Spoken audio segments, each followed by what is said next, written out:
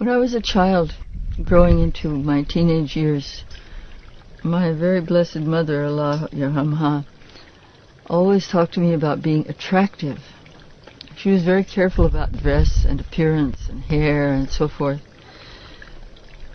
And it was only much later that I came to understand that attractive means that you attract like a magnet. And I began to observe what you attract.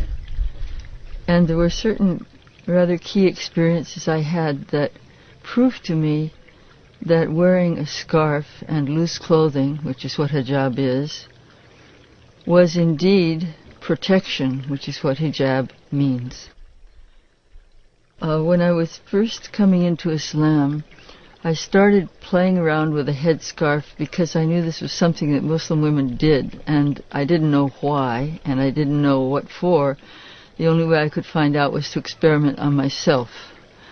So I tied it back like this, and then I tied it back like this, and then I put it under like this. I tried different things.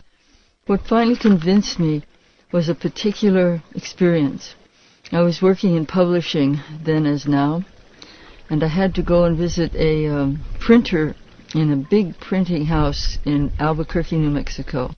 His office was in the middle of the floor in a kind of glass box, and I was waiting for my appointment.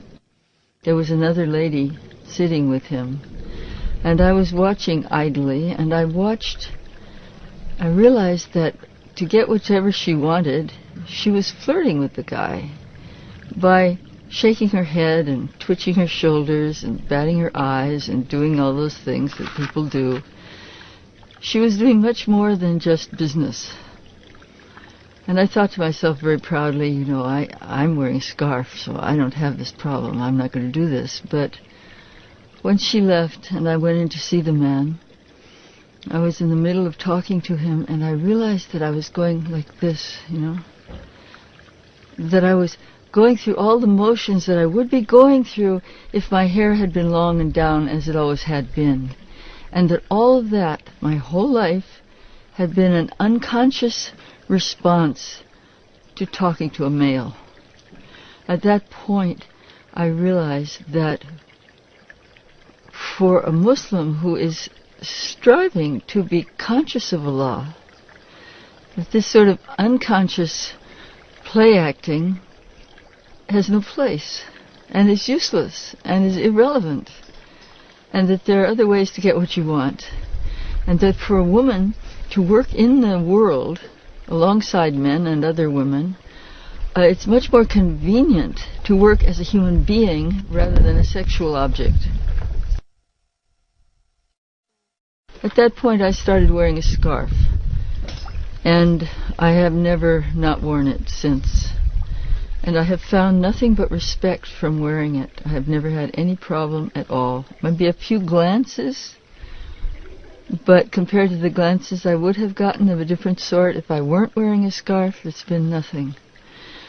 I think that it has helped me to contain myself inside myself, which is one of the objects for both men and women in Islam, not to throw away their precious energies, their sexual energy, the energy that goes through the eye, through the sound, through the motion, but to conserve those for where they can do their best job, which is at home.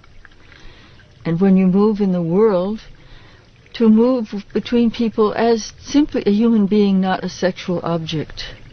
I think that the way people dress now in most of the world, particularly in the Western world, is really denying our souls. It's denying the quality of love, tenderness, humanness, intelligence, all the things we value. It's putting those way aside and emphasizing the physical. And if you happen to be, have possession of a perfect body, for a few years, you may enjoy this. But for the great majority of human beings, it is simply setting them a goal that is unreachable, number one. And number two, the goal itself is self-defeating because it concentrates completely on the physical and doesn't allow the inner beauty of a person to show through. There's another thing about understanding hijab and Islamic culture in general. If you go to an old Muslim city and you walk around, you find several things. One is that you find the roads are very narrow and the walls around yards are very high. You can't see over them, but the yards themselves may be very spacious. And all you get from walking through these narrow streets, which you never go whoosh, they always bend and turn and go around, so you have to take your time. When you walk through these streets, you have a feeling that behind all of these walls there are great mysteries taking place, there are great loves taking place, there are great lives taking place, but you don't know what they are. So there's a mysterious and enticing quality about it. You may have a smell of jasmine, or see some beautiful vine coming down the outside of the wall, or see some little lattice window with a face behind it. This is the stuff of dreams, you know. And this is the way a Muslim woman is when she is covered. It's like a walled garden, right? It's like the way we want our houses to be. We don't favor picture windows and big front lawns.